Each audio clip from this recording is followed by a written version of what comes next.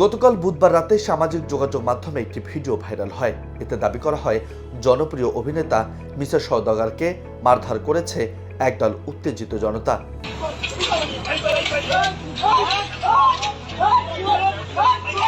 ভিডিওতে দেখা যায় এক ব্যক্তি রাস্তায় মারধরের শিকার হচ্ছেন, আর সেটিকে মিশা সওদাগর বলে প্রচার করা হচ্ছে।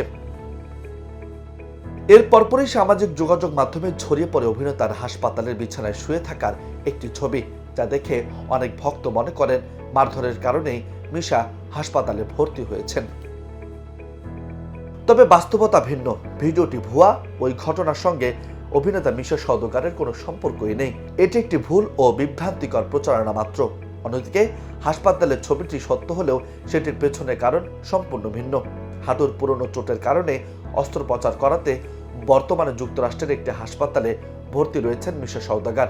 সেখানেই ছবিটি তোলা হয়েছে। বৃহস্পতিবার যুক্তরাষ্ট্রের স্থানীয় সময় সকালে হাঁটুর অস্ত্রোপচার করা হয়েছে বলে জানা গেছে। বিষয়টি নিশ্চিত করেছেন অভিনেতা জায়েদ খান। তিনি জানান, যুক্তরাষ্ট্রের ডালাসের একটি হাসপাতালে মিশা সওদাগরের হাঁটুর সফল অস্ত্রোপচার সম্পন্ন হয়েছে। আপনারা সবাই দোয়া করবেন।